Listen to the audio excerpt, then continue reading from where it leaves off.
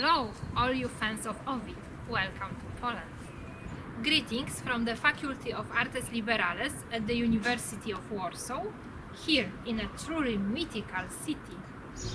We have a basilisk in Warsaw. Be careful if you enter this street, as the basilisk can turn into stone all living creatures. I have a mirror, just in case.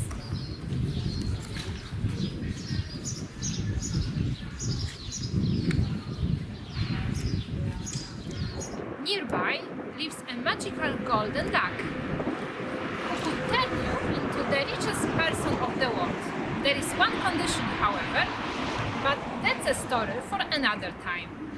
And we have a mermaid too, the symbol of Warsaw.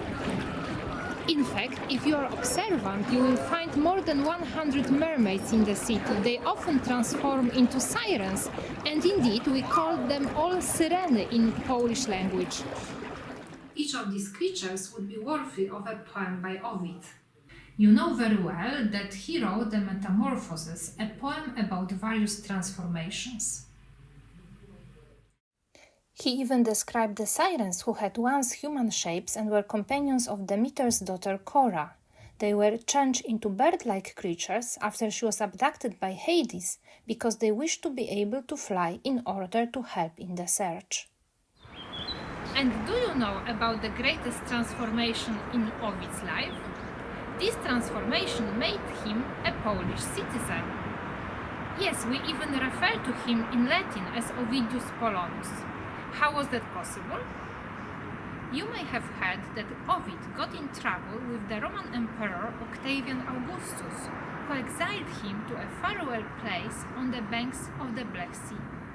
It was a painful punishment for Ovid. He had to leave his beloved Rome and move to a territory that he considered barbarian. It was inhabited by the people called Getae and Sarmatians, who weren't fluent in Latin. In one of his elegies written in exile, Ovid laments that he has lost an educated audience for his works. With the passing of time, however, he learned the languages of his new cohabitants. Nam didiki getike, sarmatike queloqui. Many centuries later, this gave rise to the legend of Ovid's ties to Poland, as Poles traced their mythical roots back to the Sarmatians. In the Metamorphosis, Ovid predicted his eternal fame, and he was right. To this day, we read his poetry and we draw inspiration from it. In the 16th century, many people dreamt of having Ovid as a compatriot. As the people of Poland identified themselves with the ancient Sarmatians, a tale was spun that Ovid in exile became a Polish poet who died and was buried on Polish soil. A Polish noble even made an expedition in search of his grave and announced later with pride that he had succeeded in finding it. Well, fake news existed even in the olden times. Part of the legend of Ovidius Polonus is also the belief that the poet wrote in Polish, only that these poems didn't survive because the Polish language was not yet developed enough at the time. In the 18th century, a transcript of a debate was preserved by the Jesuit college in the city of Poznań. Its subject was the question of Ovid's citizenship, whether he should be considered a Polish or Roman poet. The question was settled by the god of poets Apollo himself, who was said to have appeared at the trial and declared Ovid a Pole. After all, Octavian Augustus relegated him from Italy, while the Sarmatians welcomed him warmly.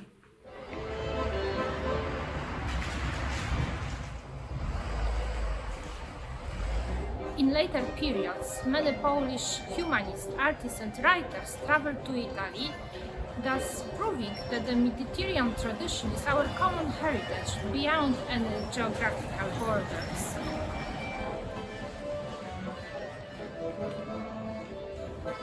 Many Italian artists also traveled to Poland and created their masterpieces here.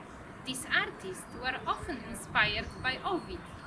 They worked for their Polish patrons, who were also inspired by Ovid, as they came to know him during their education in Poland and abroad. For example, King John III Sobieski loved to read ancient texts, and among his favorite readings were the Metamorphoses.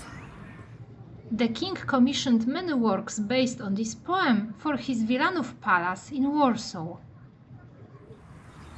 Sobieski also loved his wife, Queen Mary, and he wanted to create a beautiful residence for her in order to express his love through art and poetry. He himself identified with Hercules, who was also a character Ovid wrote about. You will find many traces of Ovid in Poland and in your motherland as well. I know that you too have created works inspired by the Metamorphoses. In a certain sense, Ovid is our common ancestor and fellow citizen.